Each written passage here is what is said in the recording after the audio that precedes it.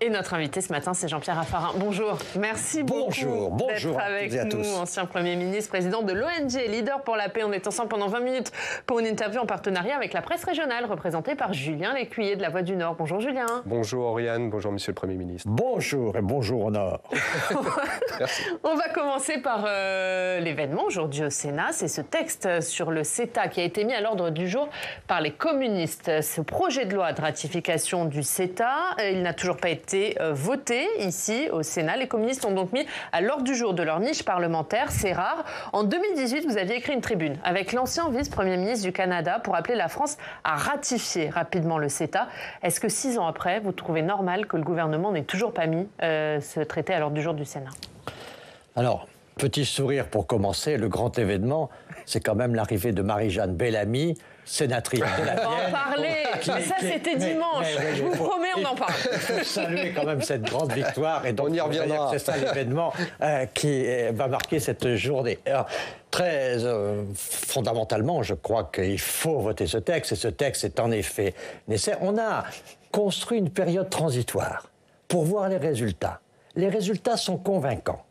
Et donc, je crois vraiment, quand on voit une augmentation de notre commerce extérieur d'un tiers, on voit que les exportations agricoles sont renforcées, on voit que nos fromages se vendent magnifiquement. Mais on va revenir sur le fond du texte avec Julien, mais sur la méthode. Est-ce que c'est normal, vous êtes ancien sénateur, est-ce que c'est normal que le gouvernement n'ait toujours pas soumis ce texte au Sénat? J'ajouterais, monsieur le Premier ministre, que l'argument du bilan, attendre le bilan qui est sorti par le gouvernement, il est un peu faible, puisque le texte il a quand même été voté par l'Assemblée nationale de justesse en 2019. Donc, je veux dire, ça veut dire qu'on avait déjà les éléments pour le passer devant la représentation nationale. Écoutez, on a une période transitoire. Cette période transitoire, c'est en 2023 maintenant que nous pouvons l'expertiser. Le gouvernement, s'il avait pu le faire passer avant, il l'aurait sans doute fait passer avant. Il n'a pas procrastiné. Pourquoi il l'a pas fait alors? mais parce que forcément, il n'y a pas forcément de majorité. Non, franchement, le gouvernement, il n'est pas responsable de tout. Nous sommes dans un pays parlementaire. Est-ce qu'il n'y a pas eu un manque de respect du Parlement à ne pas faire voter ce texte au Sénat? Mais ce n'est pas une question de manque de respect, c'est une question de majorité. Donc, est-ce que c'est possible de le faire voter ou pas le faire voter? Moi, je suis très inquiet, parce qu'au fond, on abandonne l'idée de compétitivité dans ce pays. On parle aux agriculteurs, on dit voilà les normes qu'il faut que vous suiviez, voilà ce qu'il faut faire, voilà ce qu'il faut faire. Ils n'ont pas les moyens de faire ça, et donc c'est l'État qui doit payer. Or, l'État, on le voit bien, il n'a pas d'argent. On est en train de nationaliser l'agriculture, on est en train de socialiser notre économie, on abandonne l'objectif de compétitivité. Et donc de dire on va taper tel pays, on va se mettre contre lui. Si on était les plus forts, on pourrait le faire. Mais je vois bien qu'on a raison de taxer les véhicules électriques pour pas qu'on ait une invasion de la Chine. Mais qu'est-ce que fait la Chine? Elle taxe le cognac. Et nos exportations, alors que le cognac est un produit non seulement excellent, qui provient d'une région magnifique, mais en plus qui est un produit qui rapporte beaucoup de devises pour la France, eh bien il est taxé. Dans les rapports de force, ce qu'il faut, c'est le désaccord et des accords positifs. La tension, nous ne sommes pas les plus forts aujourd'hui. Regardez les États-puissances. Nous ne sommes pas un grand État-puissance. Notre Europe, elle n'est pas encore suffisamment organisée. Et donc, on a un déficit d'Europe, on a un déficit de puissance. Donc, les grandes puissances vont pouvoir avoir des mesures de rétorsion. Il nous faut des accords et des accords positifs. Là, nous avons un accord qui est un accord positif. Mais alors, ce que vous dites, en plus, c'est un pays... Ce que vous dites, Monsieur le Premier ministre, c'est que le CETA serait devenu le bouc émissaire de la remise en cause des traités internationaux de façon générale. Mais je pense que c'est le bouc émissaire de l'isolement. C'est-à-dire on est les plus forts, on ferme, on met nos frontières, on s'enferme, mais on sera plus heureux entre nous. La richesse, c'est l'ouverture. Et la richesse, c'est les échanges. C'est là où on crée de la valeur. C'est là où on va chercher des performances. Mais pour ça, naturellement, il faut un pays mobilisé et mobilisé sur la compétitivité. C'est très intéressant de voir ce qui se passe sur le modèle agricole. Le modèle agricole, c'est une économie compétitive. Les agriculteurs ont fait des efforts depuis une cinquantaine d'années incroyables pour avoir un haut niveau de compétitivité. Et aujourd'hui, la société donne des normes et ces normes, elles coûtent très cher et les agriculteurs n'ont pas les moyens de financer ces normes. Donc c'est l'État. On assiste quelque part à une sorte de nationalisation de l'agriculture. Mais est-ce que vous comprenez... à mon avis, c'est assez absurde. Si l'État était très riche, il pourrait se permettre ce luxe. Mais est-ce que vous comprenez la position des Républicains qui voteront majoritairement contre Non, je ne comprends pas. Bon, j'aime bien les Républicains, j'ai beaucoup d'amitié et de respect pour Bruno Retailleau, je connais beaucoup, il y a beaucoup d'amis là-dessus, c'est ma base politique, giscardien, chiracien, j'ai eu toute cette culture, donc je ne les attaque pas. Mais je pense qu'on n'a pas aujourd'hui cette réflexion majeure qu'au fond, ce qui compte, c'est en fait l'ouverture pour aller chercher des performances et mobiliser notre pays pour des performances. On a obtenu des performances avec le Canada. Le Canada, c'est un pays ami. On voit bien que les États-Unis, avec le dollar, avec l'extraterritorialité des lois, nous font des pressions très fortes. On voit bien que la Chine nous fait des pressions très très fortes également. Et donc, avec qui on peut vraiment parler en ami ? Le Canada, c'est vraiment, et ce pays Québec où nous avons nos frères, c'est vraiment un pays qui est parmi le plus proche. Alors si on n'est pas capable de s'entendre avec le Canada, avec qui on va s'entendre ? Et si on est isolé, je vous assure que ce sera difficile parce qu'on aura toujours des mesures de rétorsion qui seront plus fortes que nos coups de menton. Monsieur le Premier ministre, la bataille de l'opinion publique n'est-elle pas déjà perdue ? Il y a, selon Odoxa, là, qui a sorti un sondage hier, 6 Français sur 10 considèrent que les accords commerciaux conclus par l'Union européenne avec d'autres parties du monde sont un danger pour nos entreprises plutôt qu'une chance pour exporter. Mais ça, c'est l'état de l'opinion. Je vois bien que le souverainisme, je vois bien que le populisme, je vois bien qu'un certain nombre de forces qui sont des forces du repli sont en train de se développer. On préfère une sorte de confort du repli plutôt qu'un effort de la performance. Donc je vois bien que... Mais je dis, ça ne conduit nulle part. On va s'appauvrir progressivement. Plus on s'isole, plus on s'appauvrit. Et moins on aura de moyens pour nous... Je vois les déficits dans lesquels on est, quoi qu'il en coûte, et tout ce qui est mené, qui a été mené. Aujourd'hui, on voit bien que les moyens de l'État sont faibles. Donc où sont les moyens de l'avenir de la France ? Les moyens de l'avenir de la France sont dans le talent des Français, dans leur qualité à faire des produits de qualité, comme les produits agricoles français. Donc c'est ça notre performance. Donc tourner le dos à cet effort, surtout quand on a un pays ami. Qu'est-ce qu'on a ? On a des valeurs communes avec le Canada. Nous l'avons peuplé, ce pays, donc on a des racines ensemble. Julien, on parle d'un autre sujet, on parle de l'alerte sur les dépenses publiques. Oui, mais justement, on en parlait à l'instant. On attend les prévisions de l'INSEE pour le 26 mars, mais d'ores et déjà, le déficit public 2023 s'annonce significativement plus important que prévu. Il était prévu à 4,9%, il va largement dépasser les 5%. Donc l'objectif d'un déficit ramené à 4,4%, il est déjà hors de portée. Le gouvernement a-t-il sous-estimé l'effort nécessaire pour assainir les finances publiques ? Moi, je crois qu'on est en train de découvrir petit à petit aussi toutes les conséquences du Covid. On a vécu quand même quelque chose d'assez extraordinaire. Politiquement, c'était une période très étrange et très surprenante. Ne pas savoir si les écoles seront ouvertes demain ou la semaine prochaine, ce qui était le cas pendant le Covid, on était dans une situation politique inconnue. Mais mettre la responsabilité sur le Covid, vous pensez que c'est la seule réponse ? Non, mais on a soutenu un grand nombre de PME à cette occasion, qui n'avaient plus de commerce, qui n'avaient plus d'activité. Donc on a été obligé de faire des efforts importants. Et sans doute que ces efforts, on en a peut-être tardé à remettre les choses en place. Et puis on a quand même des défis qui sont incroyables, parce que la transition écologique, c'est un financement incroyable. De cette exigence de qualité, je ne la conteste pas du tout. Je crois au contraire que la planétisation des consciences est un fait très important dans le monde, et c'est un sujet sur lequel la France peut être leader. On voit que sur les gaz à effet de serre, on a été très performant. Donc il y a un certain nombre de choses qui sont très utiles. Mais néanmoins, on voit bien qu'il y a des choses qu'on n'a pas les moyens de faire. On met le véhicule électrique, mais le véhicule électrique, il va coûter assez cher. Et aujourd'hui, beaucoup de gens se sont installés à la périphérie des villes, dans des campagnes, avec des prêts à l'accession à la propriété, mais avec le diesel. Mais ça, c'est aujourd'hui. Donc il faut renoncer à cet objectif du tout électrique en 2035. Il faut qu'on choisisse des priorités dont nous avons les moyens. Si on met trop de priorités, que nous n'avons pas les moyens de ces priorités... Mais on n'a pas les moyens de passer au tout électrique. On n'a pas les moyens d'avoir des calendriers qui sont quelquefois extraordinaires. Mais si on n'a pas les moyens, il faut trouver des leviers. On l'a compris, le couple exécutif, Emmanuel Macron, surtout, ne veut pas remettre en cause certains fondamentaux du macronisme. On ne relève pas les impôts, on ne taxe pas les entreprises de plus encore. Sur quoi on peut jouer ? Mais écoutez, grosso modo, dans la situation à laquelle on est, on ne peut jouer que sur les économies. C'est pas en appauvrissant les Français qu'on va régler le problème. Et donc, la source, c'est le travail des Français. C'est pour ça qu'il faut de la performance, c'est pour ça qu'il faut de l'ouverture, c'est pour ça qu'il faut cet accord avec le CETA. La source principale, c'est le travail des Français. Donc il faut éviter de pénaliser le travail des Français. Mais on les fait où, les économies? Est-ce qu'on les fait sur les dépenses sociales? Est-ce qu'on les fait sur les collectivités? Ce sont deux pistes envisagées. Est-ce que ce sont les bonnes pour vous? Je pense qu'il y a déjà des économies qui ont été faites sur le social. Je crois qu'il faut faire en sorte, en effet, que sur le travail, il y ait une meilleure rémunération du travail et moins de financement public. Ça, c'est clair qu'il faut faire des économies sur un certain nombre de sujets. C'est difficile. Je sais bien que le débat politique... Mais il faut en faire sur les collectivités aussi? Sur les collectivités, ça dépend. C'est pas si facile que ça à faire sur les collectivités, hein, parce que les collectivités, elles ont des grands besoins, et les collectivités, elles sont au contact de l'opinion. Hein. Et donc, c'est là la première ligne de la République. Et donc, elles ont des besoins, et souvent, quand elles prennent une décision, c'est là où ça va le plus vite dans l'économie. C'est là où les emplois arrivent le plus vite. Donc, il faut faire très attention, et puis faire attention aux débats théoriques. Je supprime un échelon et tout ça. On voit bien que les grandes régions n'ont pas fait d'économie. Hein.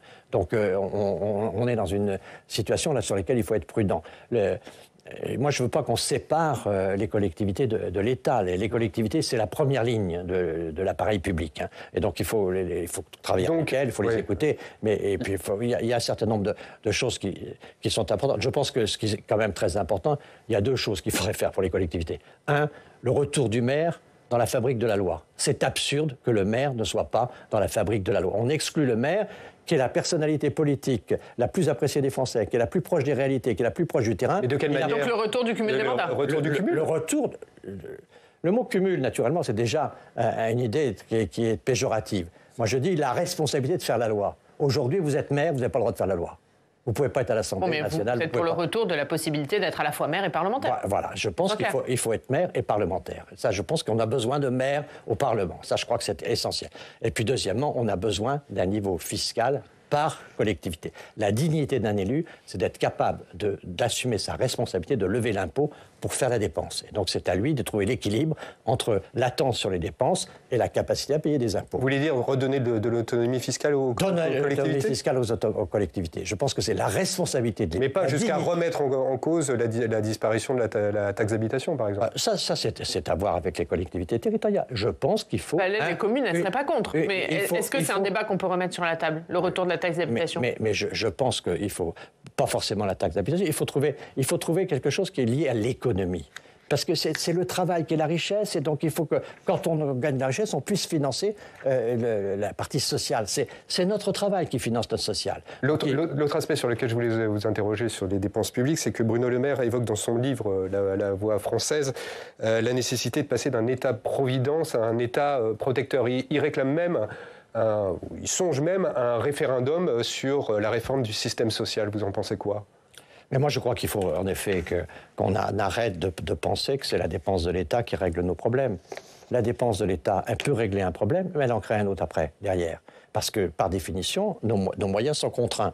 Et donc, ce qu'il faut aujourd'hui, c'est créer de la richesse. Comment se sont développés les grands pays qui se développent aujourd'hui? Je pense à des pays dans l'Océanie, l'Australie, la Nouvelle-Zélande. Je pense dans les pays communistes, comme la Chine. C'est par le travail qu'ils ont réussi à construire ces villes, à construire ces puissances-là. Donc, il y a partout, on a aujourd'hui une seule vraie ressource, c'est la capacité à travailler, à innover, l'intelligence, créer un cerveau, être conforme aux exigences du monde moderne, c'est-à-dire la transition écologique, la transition numérique, être naturellement dans ces logiques-là, mais le faire en fonction de nos moyens et toujours permettre la compétitivité. Ce qui m'inquiète le plus, moi qui connais bien l'agriculture, qui aiment les agriculteurs. Ça, ce qui m'inquiète le plus, c'est que le projet qu'on leur dise, grosso modo, c'est d'en faire des fonctionnaires. Voilà les règles qu'il faut obtenir et soyez en fonction de ces règles. C'est pas ça, la performance. La performance, c'est l'entreprise agricole qui est capable d'inventer, qui est capable d'innover et qui crée de la richesse et qui apporte de la richesse au pays. Julien, on va parler de la situation internationale et de la guerre en Ukraine. Et sans transition, les nombreuses explications de texte du chef de l'État sur cette option ouverte d'un envoi de troupes au sol en Ukraine n'ont pas convaincu. Ça n'en finit pas de créer des remous à l'heure actuelle. L'opinion française est très majoritairement contre cette éventualité. On le voit à travers des sondages. Est-ce qu'il a commis une erreur en évoquant cette hypothèse? Je pense qu'il a eu raison d'alerter les Français sur l'impasse dans laquelle nous sommes aujourd'hui en Ukraine. Pourquoi? Parce que la victoire militaire de l'Ukraine est très difficile, voire impossible. La victoire politique de Poutine est inacceptable. On ne peut pas mettre l'Europe en défaite dans cette affaire. Donc on est là aujourd'hui dans une impasse. Est-ce que la bataille militaire peut être gagnée? Là, ça ne peut se faire que par une entente avec les Allemands, avec les Anglais, avec les États-Unis, avec des États-Unis aujourd'hui qui sont naturellement en situation électorale et donc en situation difficile. Nous avons là une difficulté majeure pour la victoire de l'Ukraine. Et la victoire de Poutine, c'est l'échec de l'Europe, c'est l'échec de la démocratie, et puis ce sont les menaces à venir. Parce que le président a raison de dire que Poutine continuera d'avancer. Donc cette alerte, elle est très importante. Mais ce qu'il faut, c'est éviter d'avoir ce qu'on a aujourd'hui un peu partout sur toutes nos chaînes, ce bavardage sur la guerre. Ça, c'est très dangereux parce que le fond de l'affaire, c'est que si on doit affronter Poutine, que ce soit un affrontement de nature militaire ou que ce soit de nature diplomatique, pour avoir un accord, une négociation, dans les deux cas, il nous faut un rapport de force. Le rapport de force, il passe d'abord par une bonne entente franco-allemande. Si les Français et les Allemands ne sont pas sur la même ligne, l'Europe est extraordinairement fragilisée. Et puis il nous faut aussi une entente avec les Anglais. Parce que les Anglais, certes, ne sont plus dans l'Union européenne, ils restent dans l'Europe. Et l'accord que nous avons, je pense aux accords de Lancaster House, entre l'armée française et l'armée britannique, est indispensable à la puissance de l'Europe aujourd'hui. Et puis, naturellement, il faut discuter avec les Américains. Car on ne peut pas monter en affrontement avec Poutine sans avoir bien balisé le terrain avec les Américains. Tout ceci est un travail diplomatique, qui est un travail confidentiel, qui est un travail en profondeur. Mais est-ce qu'on pourra continuer à discuter avec les Américains si c'est Donald Trump qui remporte la présidentielle? De toute façon, d'abord, il faut discuter avant. Parce que la présidentielle, pour les Ukrainiens et tous ceux qui vivent les horreurs de cette guerre, ce délai jusqu'au mois de novembre est très long. Donc il faut discuter aujourd'hui, mais il faut peut-être même engager un certain nombre de discussions avec les deux partis politiques pour essayer de voir comment on gère, comment ce camp démocratique peut-il gérer cette situation. Mais je pense que le travail là est un travail de constitution d'un rapport de force. Aller à l'affrontement, qu'il soit militaire ou qu'il soit diplomatique, je préfère évidemment l'affrontement diplomatique le moment venu, mais pour ça, il faut d'abord constituer un rapport de force, et ça se fait... Le temps long des relations internationales peut inquiéter l'Ukraine, puisqu'il va falloir quand même encore quelques mois, voire même quelques années avant qu'on soit en capacité de leur fournir tous les équipements nécessaires pour créer ce rapport de force en leur faveur. Est-ce qu'il n'est pas temps, comme certains le disent, de négocier? Ça, c'est d'abord au peuple ukrainien de le dire. Nous soutenons le peuple ukrainien. Donc nous voulons soutenir sa propre stratégie. Nous travaillons à essayer de le convaincre sur un certain nombre de points. Les autorités ukrainiennes, nous essayons de les convaincre. Mais au total, je pense qu'aujourd'hui... On essaie de les convaincre, excusez-moi, mais on essaie de les convaincre de quoi? De négocier de la situation et de préparer toutes les hypothèses possibles. De parler de sortie de crise. Comment nous sortons? Et donc, pour le moment, on est dans l'affrontement. Les Ukrainiens considèrent qu'il faut une victoire militaire pour avoir un bon rapport de force. Donc, nous les aidons sur ce sujet. C'est à eux de... Est-ce que c'est crédible? Vous le dites vous-même, sans parler de victoire ukrainienne. Est-ce qu'il n'y a pas un risque d'attendre encore pour que le rapport de force soit encore pire dans quelques temps? Dans toutes les guerres et dans toute cette situation internationale, nous sommes dans un des risques maximum. La tension entre la Chine et les États-Unis est un sujet majeur. La situation du terrorisme en Afrique est un sujet très grave. Donc le temps aujourd'hui est extraordinairement menaçant. Mais qui aujourd'hui peut pousser Poutine à la négociation? Est-ce que c'est la Chine qui peut le faire? Je pense que la Chine est un interlocuteur important. J'ai vu que Poutine avait envoyé un message sur Taïwan, ce qui montre qu'il veut le renforcement de son soutien. Ouais, il a dit dimanche dans son discours de victoire qu'il ne faisait aucun doute que Taïwan faisait partie de la Chine. Voilà. Alors, ça a été... C'est la position de l'ONU, que toutes les nations ont reconnu qu'il n'y avait qu'une seule Chine. Donc, quand il dit ça, il ne prend pas de grands risques. Mais enfin, c'est un message sympathique pour la Chine. Donc, ça veut dire qu'il a quand même besoin d'un renfort du soutien de la Chine. Ça veut dire que, il se sent peut-être un peu fragile quand même, donc il va rechercher un soutien de la Chine. Et deux, ça veut dire que la Chine ne le soutient pas autant qu'il le voudrait. Donc c'est quand même des choses intéressantes. Mais au total, il est clair que la Chine peut avoir un rôle aujourd'hui ce sera l'un des buts de la visite de Xi Jinping dans quelques semaines. Je pense que le président Macron est sur cette ligne-là, qu'il a déjà eu des discussions avec Xi Jinping. Au fond, c'est ce qu'on a appelé la doctrine Kissinger. Éviter de mettre dans le même panier les intérêts de la Chine et de la Russie. C'est l'Occident, et c'est la stratégie de Kissinger, c'était la stratégie de Jacques Chirac et de quelques autres, c'était de se dire, ne mettons jamais dans le même panier les intérêts de la Russie et de la Chine. Parce que Chine et Russie, c'est un bloc historique majeur, même s'il y a beaucoup de divergences dans les deux partis communistes, même s'il y a beaucoup de rivalités, y compris frontalières, mais globalement, c'est clair que c'est une force qu'il faut essayer de différencier. Julien, on parle des Européennes. Oui, à ce stade, le Rassemblement national distance toujours largement la majorité, entre 12 et 13 points d'avance. L'Ipsos prédit également une forte abstention. Comment on fait pour rattraper ce retard et puis surtout pour éviter le toboggan? Moi, je pense qu'il faut que les Français soient conscients que l'Europe est en train peut-être de sortir de l'histoire. Qu'aujourd'hui, les grandes puissances peuvent un jour gouverner le monde sans l'Europe. Vous savez, quand on parle de la tension entre la Chine et les États-Unis, il y a deux scénarios. Ils vont à la guerre et nous sommes victimes. Ils vont à la paix et ils peuvent faire la paix contre nous. Ils peuvent très bien s'arranger sur les puces électroniques, sur tout ça. C'est ça l'enjeu fondamental de ces Européennes, la survie de l'Europe comme interlocuteur indispensable. Je pense que la question majeure, c'est la sortie de l'histoire de l'Europe. Nous sommes revenus à des États-puissances. Nous sommes revenus à la logique de puissance. C'est la logique de la Turquie, c'est la logique de l'Iran, c'est la logique de l'Arabie Saoudite. C'était déjà la logique des États-Unis, c'était déjà la logique de la Chine et de la Russie. Donc les États-puissances aujourd'hui font un rapport de force mondial qui est extraordinairement important. Si l'Europe n'a pas de puissance, nous n'avons pas joué la carte de la puissance, nous avons joué la carte du marché.